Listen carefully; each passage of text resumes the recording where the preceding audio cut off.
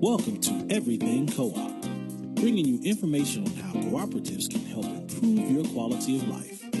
This show is being sponsored by the National Co-op Bank, NCB. The NCB is dedicated to strengthening communities nationwide for the delivery of banking and financial services for the nation's cooperatives, their members, and other socially responsible organizations. For more information on the power of community ownership, visit ncb.coop. That's ncb.coop. Now stay tuned for your host, Vernon Oakes. Good morning, everybody. We are glad to be back with you this morning, this new year, talking to you about cooperatives and the value of cooperatives into the United States and into the world. You know, cooperatives are any business that you can think of. Any business that can exist in the U.S. can be a cooperative. It just depends on the ownership. If the business is owned by the employees, then it's a worker cooperative. That's the definition of a worker cooperative, is that the employees own the business and they control the business. If the business is owned by the consumer, the people that use the products or services, then it's called a consumer cooperative.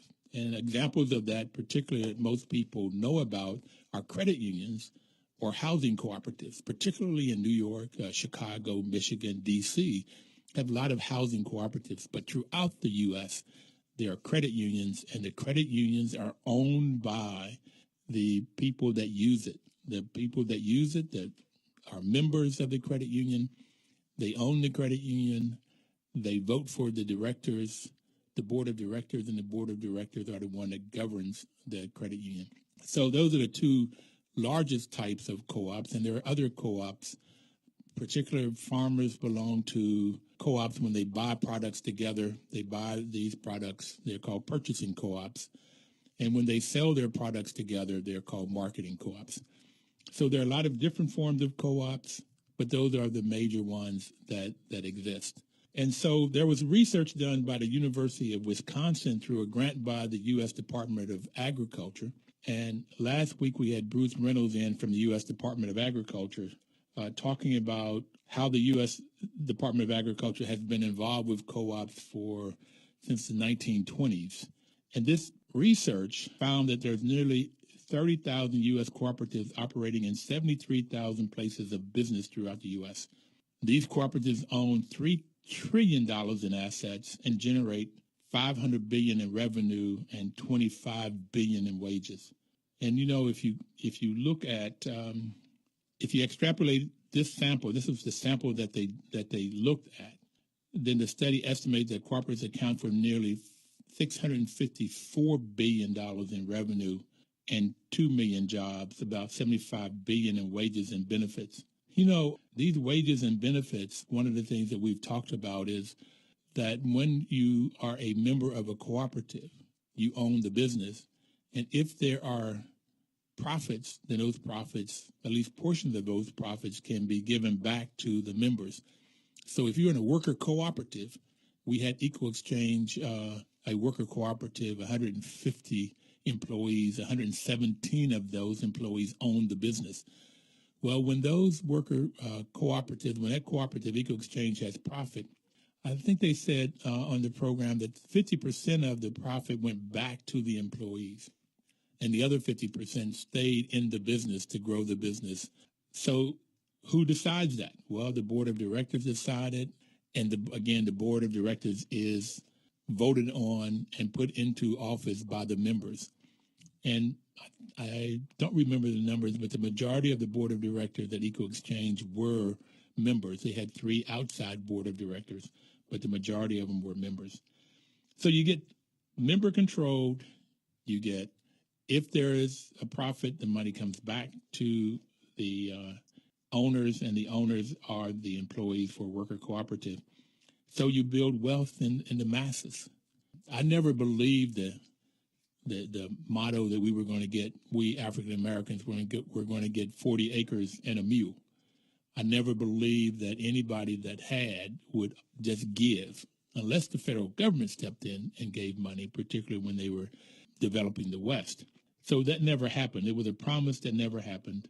But this cooperative is a way that people, everyday people, can come together, start a business, have a better chance of success once people learn how to work together, have a much better chance of success because you have people coming together, working together with different skills and talents to grow the business.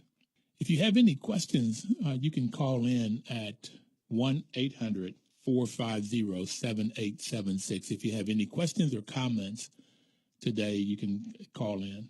So, you get these different cooperatives, and this research says they have a footprint, a fairly large footprint in the U.S. And when we had the president of the International Cooperative Alliance on the program, Dame Pauline Green, said that of the 7 billion people that are in the world today, 1 billion of those people belong to cooperatives. Let me get my numbers straight here.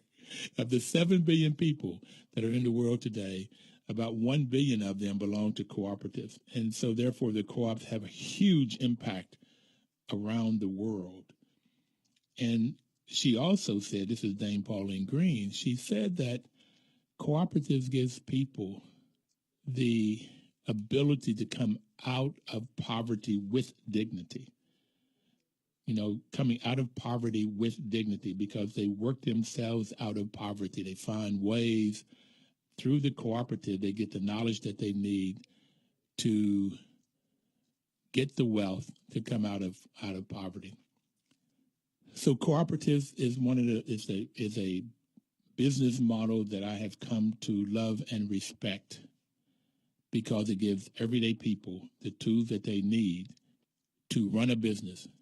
And I believe it was Papa Sin from Senegal who was on the program that said that when he talked to farmers, the biggest thing that they said that they got from becoming a cooperative around the world, and this was in Ghana or Senegal he was talking about, he said that the farmers said that before they became a member of the cooperative, they could not feed their family for the year. They could not feed their family. They did not make enough. So what happens after they became involved in a cooperative, the cooperative members trained each other, and they got training from outside of the cooperative to know how to plant better, how to take care of the soil better, how to get better fertilizer or not use fertilizer to do organic farming. So they learned how to, and they also got better seed. So by getting better seeds and learning how to farm better, they got better crops. And then by being in a cooperative, they could pool their crops together, sell their crops together, market their crops together so that they got a better price, such that they made more money. And Papa Sim said that he was walking down the street. He was one co-op member was on one side and a non-co-op member was on the other side, and you could tell the difference in the products. That you could look at them and see the cooperative member's product was strong and sturdy, and the farmer was not a member of the co-op, they were weak. So the co-op has a lot of benefits, and those benefits around the world. So we were hoping to have someone from the University of Wisconsin on today, and I don't know what has happened, but we're hoping that they're okay to talk about this research that they did. And if they don't come on today, we'll try to get them on another time, because they looked at farm supply and marketing co-ops, grocery co-ops, arts co-ops. They looked at different kinds of social and public service co-ops, whether they're housing or education, transportation, healthcare, childcare. They looked at financial cooperatives like credit unions and farm credits and mutual insurance, cooperative financing to start co-ops and so forth. And then there are utilities. Rural electric, we've had them on, telephone and water cooperatives. So the rural electric, for instance, we found out from the rural electrics that 50% of the households in the U.S., or they said the meters, were in the rural electrics, and about 80% of the land mass of the U.S. was covered by these rural electrics. And one of the interesting things, like in the southern Maryland, there's a rural electric, and in Fairfax, rural electrics. But those are not rural communities anymore. The urban communities have spread out to the suburbs and so forth, and such that rural America in these areas around major cities are urban now, but they're still being supplied by the rural electric cooperatives. So that we find a lot of work that's going on in rural America, and that's what Bruce Reynolds was talking to us about from the U.S. Department of Agriculture. They're in the rural division of the government, that they are doing grants and research about rural America, knowing that one day a lot of these places that are rural now will not be rural in the future. So cooperatives have played a huge part and are playing a huge part in the U.S. economy, as shown by this research by the University of Wisconsin Center of Economics, of Cooperatives. And they played a huge part in the world, a much larger part when you think of 1/7 of the people around the world are members of cooperatives in one way or another. Particularly, I think Dame Pauline Green that said that it was either 60,000 or 600,000 farmers in India alone in cooperatives. The numbers are mind-boggling, the number of people that are in cooperatives around the world in these developing countries, learning, working together, getting the knowledge that they need, which reminds me of a plaque that I saw at Greenbelt Homes. Greenbelt is Maryland, is right outside of the district. When Greenbelt Home was built in the 1930s and 40s, it was rural America. They said it was a long way from D.C. It was far, far, far away. But right now, it's right just where 495 and 295 intersect is where Greenbelt is. And so it is no longer rural America. It's very much urban. But that 1,600-unit housing cooperative had a plaque that said, cooperatives gives people the tools that they need to control their destiny. Cooperatives gives people the tools they need to control their destiny. That's what everybody that's on the program tells me all around the world, that people get the tools. The farmers get tools that they need to grow better crops. They get the tools that they need to sell the crops, get a better profit, better sales price, such that they can feed their family for the whole year. That was the results of being in a cooperative. They went from not being able to supply or provide for their families to having the opportunity to provide for their families and have savings, creating wealth. It could be on a small scale, but nevertheless creating wealth where before they could not even create the wealth. Listen, we'll be right back. If you want to call in, please call in at 1-800-450-7876. Please don't touch that dial. We'll be right back talking about cooperatives.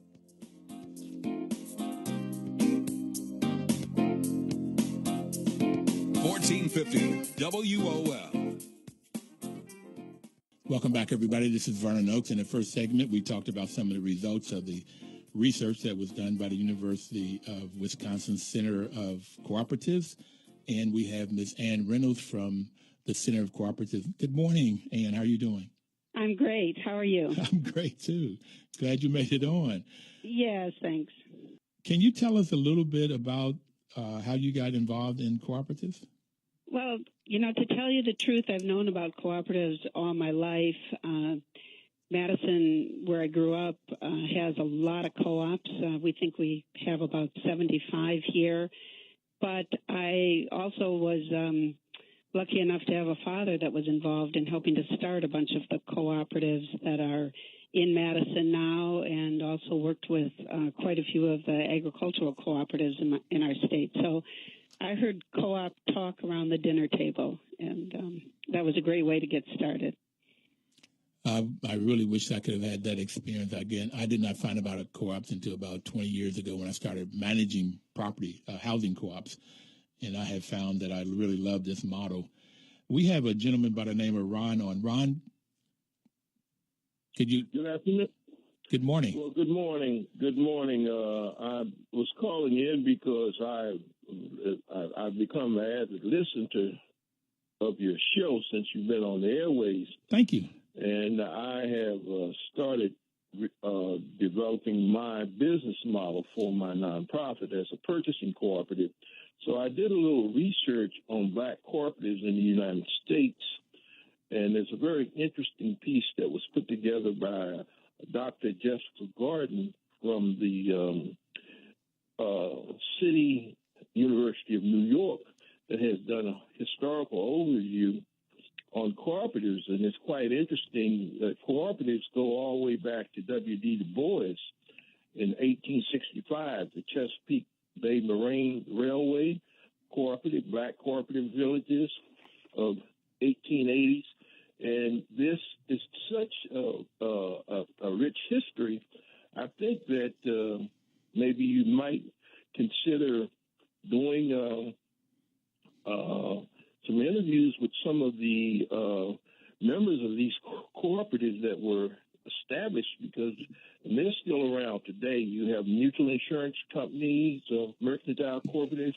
All of these were cooperatives that were established in the 1800s and the early 1900s. The W.D. Du Bois created the Negro Cooperative Guild.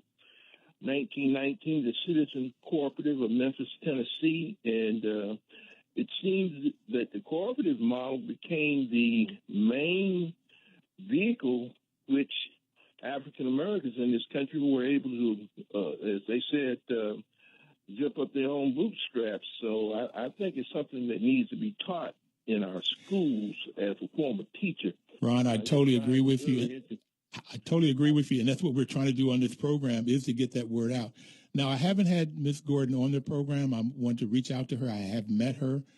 I did have a gentleman by the name of David Thompson on who's writing another book about the history, the civil rights movement, and the impact that cooperatives had on the civil rights movement, going back to Du Bois and Marcus Garvey and a number of Rosa Parks.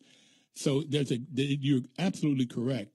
And so what I would like to do now, if I could, thank you for bringing that on, and I want to get back with Ann, who has been doing the research. Have a blessed day. Thank you for calling, sir. Ann, as you talk, have you come across any of those co-ops in your research? Definitely.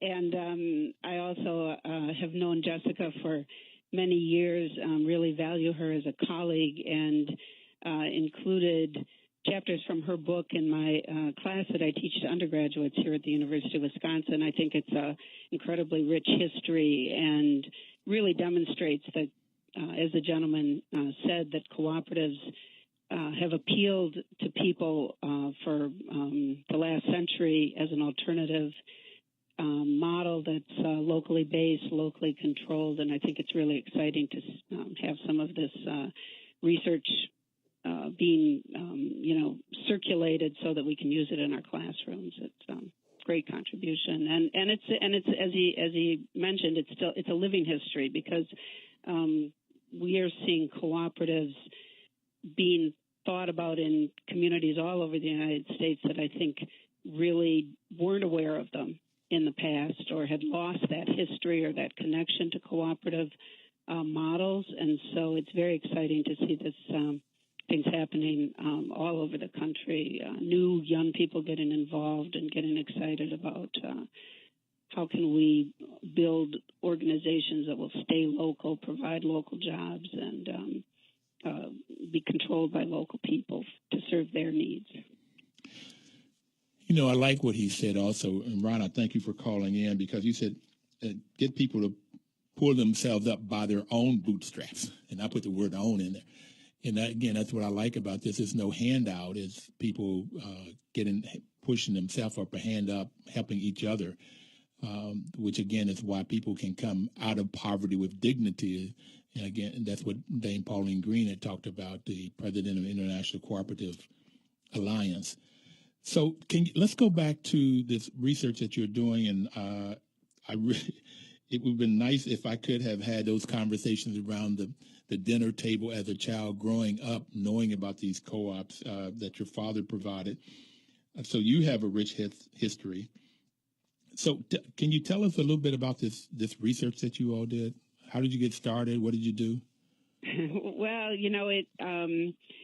I guess one of the main reasons this research on trying to take a look at how many co-ops were there in the country, what is their economic impact, it really came from policymakers who were interested in knowing the effect of co-ops on the economy, and knowing that until we quantified that, we were sort of at a disadvantage in policy conversations.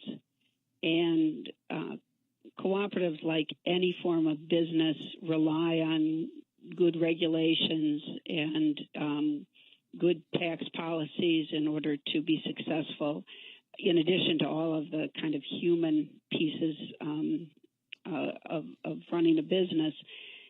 So we were asked by the National Co-op Business Association to sort of help with some thinking about how a census of cooperatives might take place, and then they advocated, along with others, for some funding, which eventually was approved by Congress, and the U.S. Department of Agriculture then helped to fund this study, which asked us, the University of Wisconsin Center for Cooperatives, to take a look at co-ops across the country, co-ops of all types, not just agriculture, and then apply some sort of standard economic analysis so that we could understand the impacts of these businesses beyond just the revenue and wages, but, what is kind of the total impact that they might be having on the economy. So it was the first time that a study like this has taken place, and we're really pleased that the results really uncovered something fairly significant. Yeah, because I read earlier in the first segment that the study estimated that cooperatives account for nearly $654 billion in revenue. I'm reading from your executive summary. 2 million jobs, $75 billion in wages and benefits paid, and a total of $133.5 billion in value added income. Right. $1 billion. Okay. It is significant. I mean, of course, it's a relatively small part of the economy, but when you're looking at those kinds of numbers, you do realize that taken together, cooperatives are very significant, and of course, in some sectors they're more significant than others. In agriculture, particularly, cooperatives supply most of the milk, fresh milk, to that we all drink, and the cheese and butter that we eat. Then, of course, in certain communities, cooperatives are very significant. We've got to take another break, and I want to just tell anybody out there, like Ron, if you have a question or comment, please call in at 1-800-450-7876, because the National Cooperative Bank is sponsoring this program to get the word out so people would know about cooperatives and maybe start more, find out about more, as Ron has done and doing his research, starting his company, so that the impact would be even greater, and that we can pull ourselves up by the bootstraps. We'll be right back.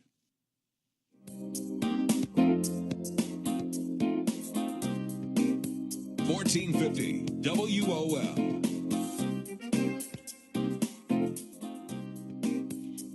Welcome back, everybody. This is Vernon Oaks with Everything Cooperative. Today we have Ms. Ann Reynolds from the University of Wisconsin Center for Cooperatives on the radio program with us, talking about the research that was funded by the U.S. government. I did not know, Ann, that Congress had approved that money. I thought it just came out of the budget of the Department of Agriculture. So how did that happen? Well, it was a special part of the budget, and I think it happened because of good advocacy and support from the co-op community to saying we really need to have this census.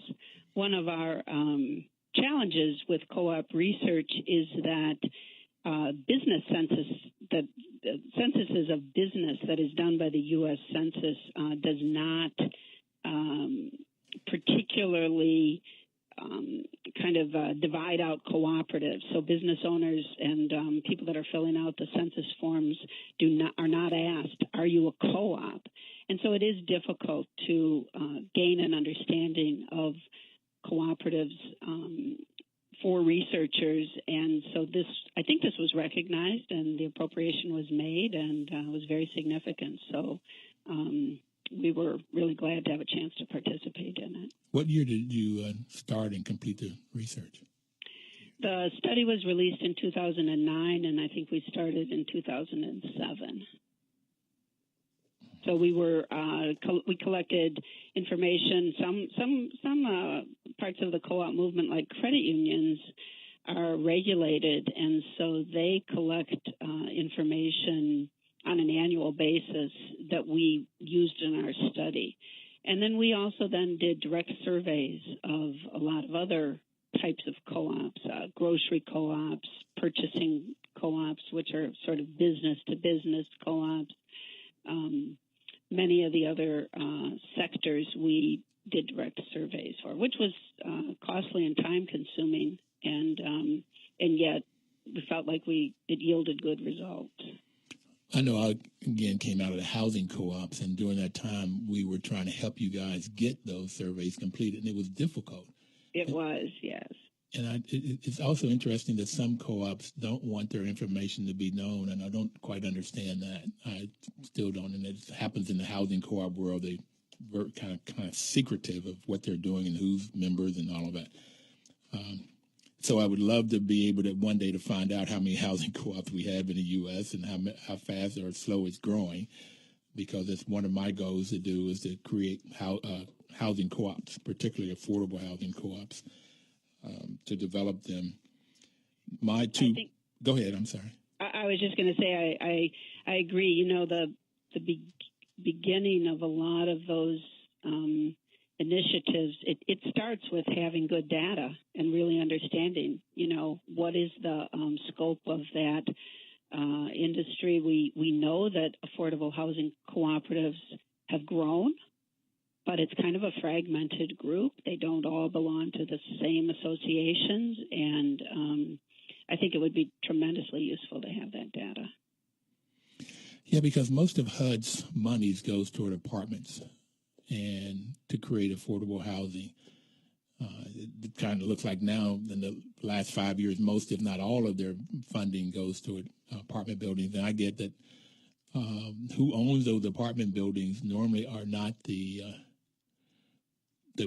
people that don't have money. People that don't have money don't own apartment buildings, but people that don't have money can be an owner of an affordable co-op, and they can make money. They can build wealth. It's always very, very small, but it's much better than being in an apartment building, because you don't get any returns off being in an apartment building. So I really advocate for HUD putting more of their money in co-ops, but so far we haven't been able to get that accomplished in the last 5 or 10 years. I've been actively involved in this. So what happens next with the research? Are you all doing anything else, or is that just finished? Well, we definitely are working on next steps, and we're doing that, in concert with other partners, and we're excited that we're making some real progress in trying to gather some of this information that already exists through the census. And so I think a lot of our energy has been put into working with the U.S. Census to understand how we can extract information about cooperatives from the census, and then also with some other databases like Dun and Bradstreet type of information. So there are also private data sources that collect a lot of information on businesses, and we're working on some extracting information from them. And the reason that this is important is because, as you mentioned, it's really hard to get businesses to complete surveys. They're surveyed sometimes to death. And so we've been focusing our energies on trying to get information on co-ops that's already out there from existing databases. And, of course, the U.S. Census is the place where a lot of information is collected on businesses. And our goal is to,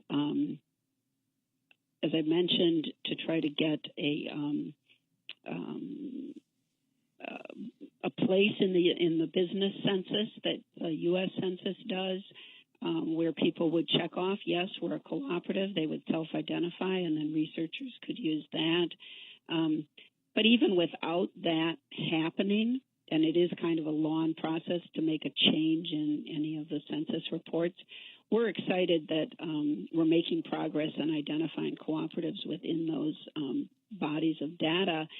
And we're also working with other researchers around the country to understand what they're looking for and help make that available to them. So in addition to the report that we've been talking about, which was done in 2009, we're working to make, and we do make that data available. We're working to bring some of these other sources to researchers. And I guess the reason that that's important is because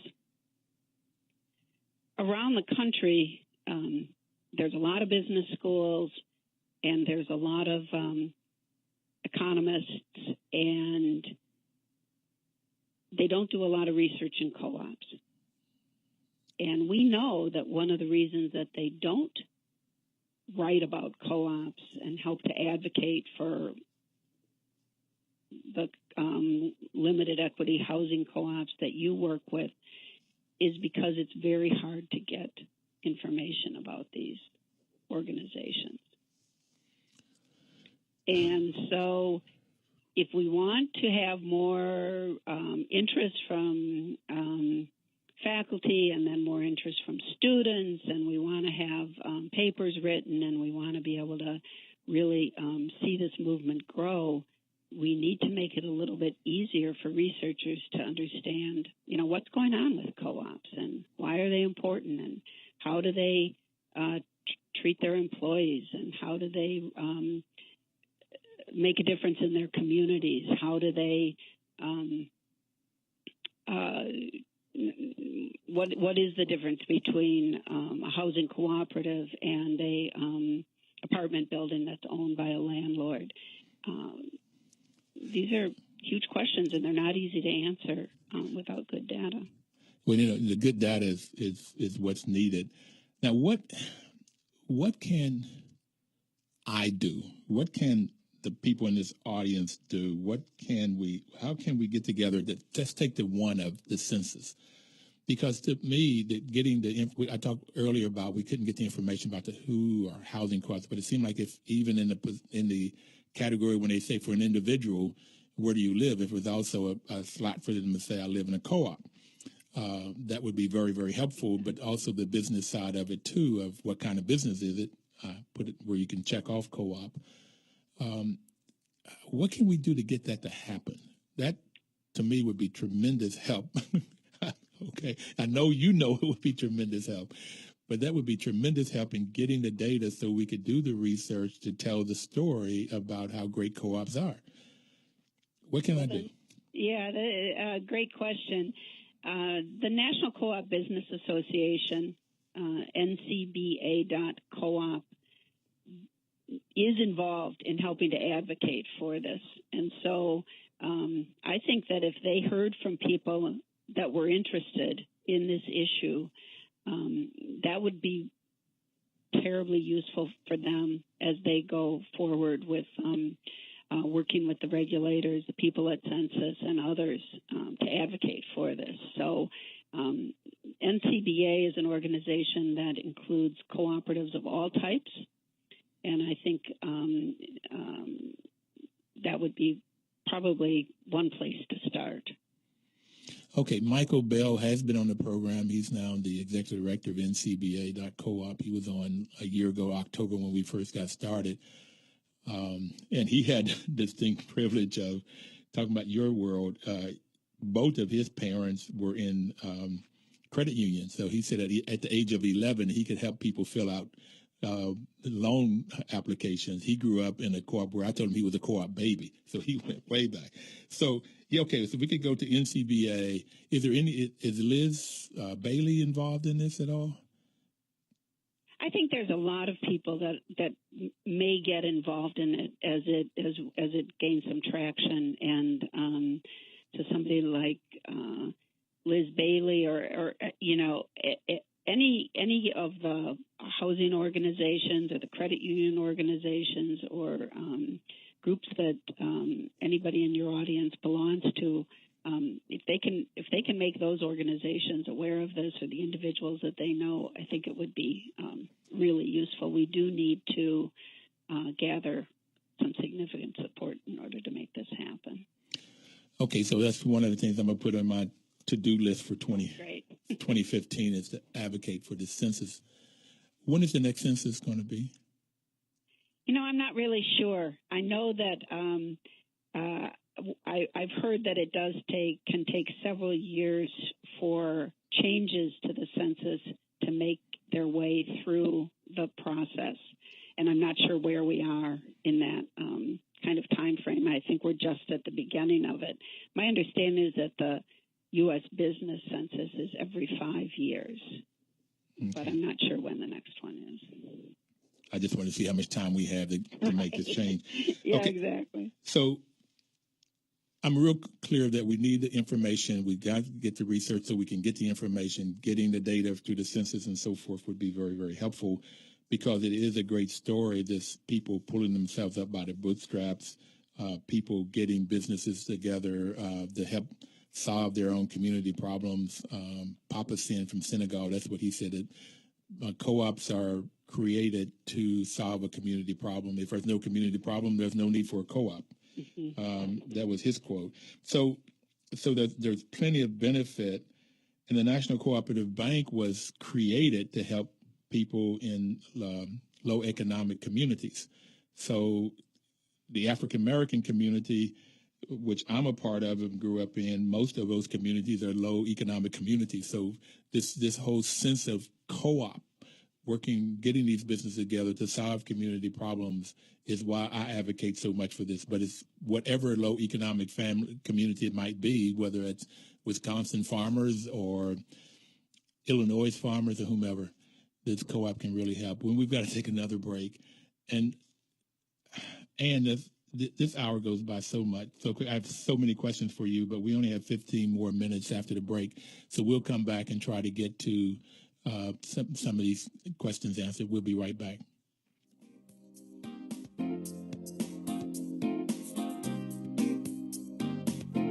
News updates on the web at WOLDCnews.com.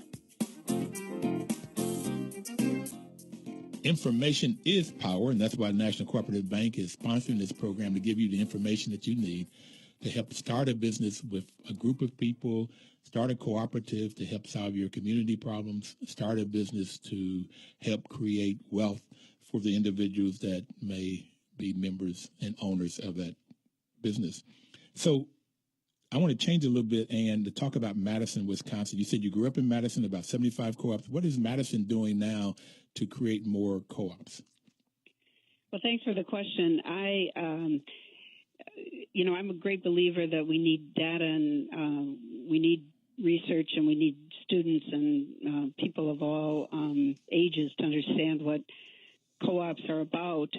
But we also need to be there when a group of people get together and think about starting a co-op.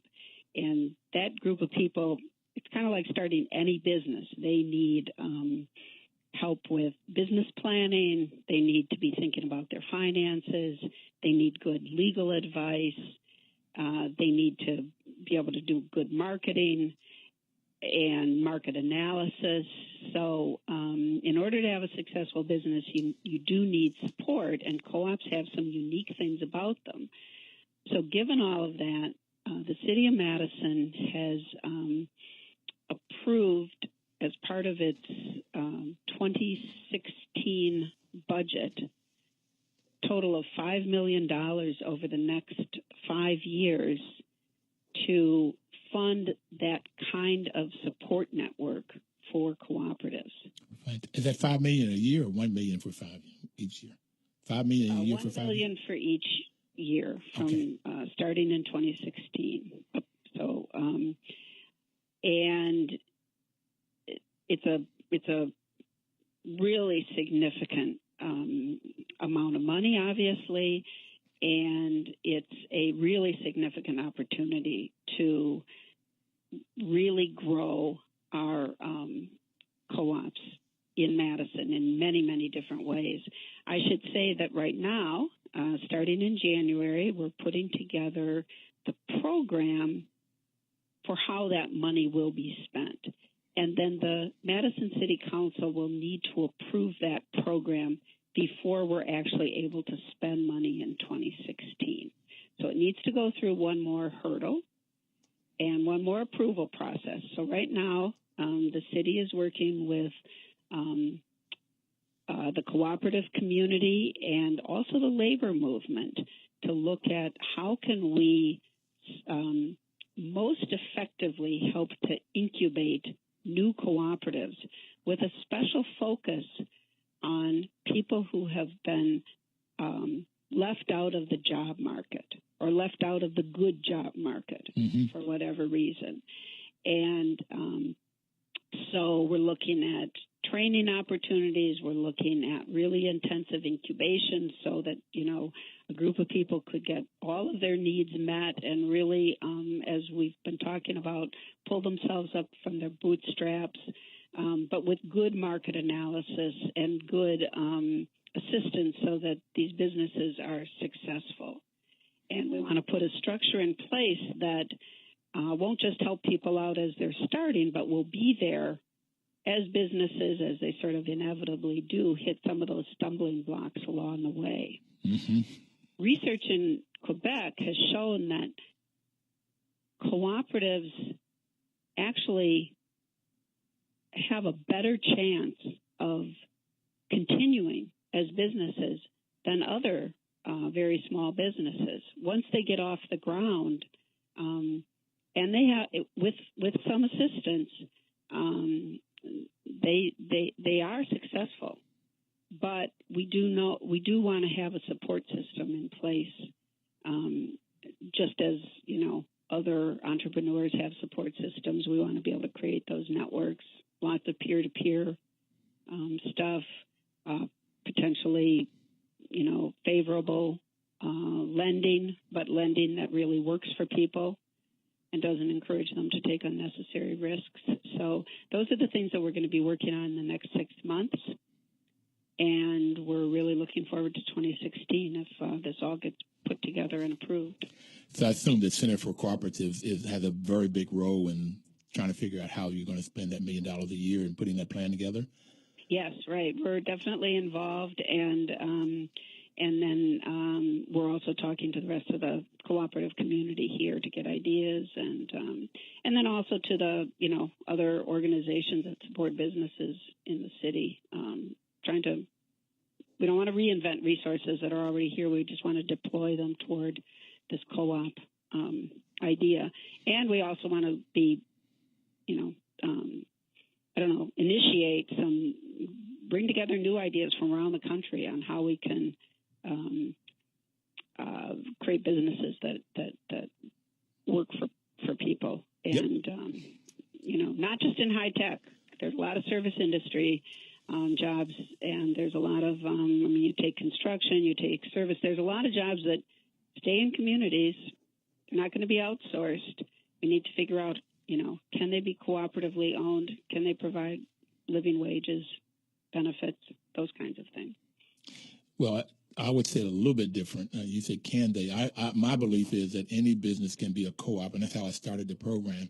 Any business can be a co-op. The question is, how can they be a co-op? It's how can they be successful as people running them as a group, as opposed to the hierarchy down, which is normal in the capitalist model? How can it be run from bottom up? Okay. So you talked about peer-to-peer training. I have taught for 12 years, and I learned a huge lesson at Penn State where I got my master's in math of getting the students to teach each other, like beginning algebra and calculus. And I found that through teaching math for 5 years and marketing for 6, that when they taught each other, they learned better than when I taught them. That was a little shock to me. I know the feeling. Okay, right? It was a shock to my ego, but it worked. That when they were teaching each other, and I also had them grade each other on a daily basis. Whenever I had them to present cases, particularly in marketing, so that they graded each other, that they paid much more attention, they worked harder, and they learned more. And that's also why I like when I go to any kind of workshop or conference on co-ops, you get people teaching each other in the hallways and the classes, and the people will pay much more attention to it. So that's another reason why I like co-ops. And their fifth one is education, training, and information, is that this training takes place and everybody's for it, and people share with each other. They don't hold back information. They give it because they want everybody to be successful. Have you found that to be the same way as your experience with co-ops? Absolutely. And it happens at every level, both on a national and regional level and then on a local level. One of the kind of interesting things that some of the co-ops have done in Madison is to open up their boardroom to other co-op members. So they'll have a night where they invite other board members to attend a part of their co-op board meeting. Mm-hmm. And you just sit in the back of the room and you listen and you observe, how does the chair handle things? What are the issues that are brought up? How do they work with an agenda? It's been tremendously helpful. And that was just something that, it's a very low-cost way of doing that peer-to-peer training.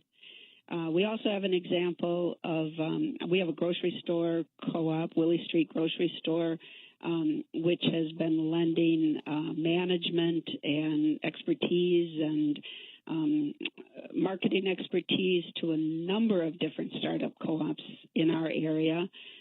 We have a neighborhood in Madison that recently lost its last access to groceries, and it's an isolated neighborhood, very low income, and Willie Street Co-op has sent staff to try to work with the neighborhood around potentially setting up a buying clubs, also even advocating for a grocery store there. So we really agree with you that, there's nothing, teachers can do some piece of this, but the peer-to-peer piece of it is tremendously powerful, and that's really how co-ops have lifted themselves up by their bootstraps as a group. Mm-hmm. I think the gentleman that called in earlier mentioned some of the organizations that were formed in the African American community, and Jessica Nemhart's book is rich with those organizations. It's almost kind of funny that as soon as co-ops got started, they started to form networks, because they couldn't really depend on the government for support. They couldn't necessarily depend on the Chamber of Commerce in their communities for support. So they needed to work together to share information.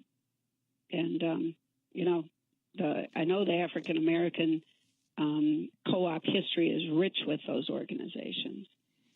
Well, I'm going to do what Ron suggested and reach out to some of them to get them on the program. Because their history is not known. But also it goes back. Frederick Douglass in the 1850s went to Europe as a slave, and he got help from cooperators over there. He came back as a freedman. So it goes really far back. We only have another minute or so to go. So what would you like to say last to our audience about co-ops in your research? And tell me what class you teach.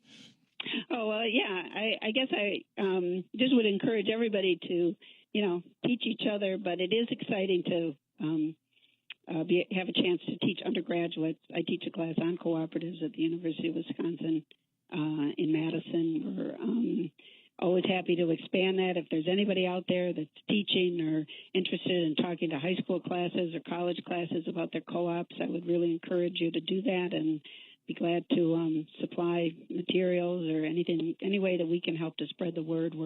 We have a great website. If you just Google University of Wisconsin Center for Co-ops, you'll find it. And really appreciate the chance to be on your show, Vernon. Thank you, and I'd like to come up and meet you one day and maybe see your class. Excellent. Hi, everybody. We have to say we'll see you next Thursday. And thank you so much for being on, and thank you for the work that you do. Thank you. All right. Bye now.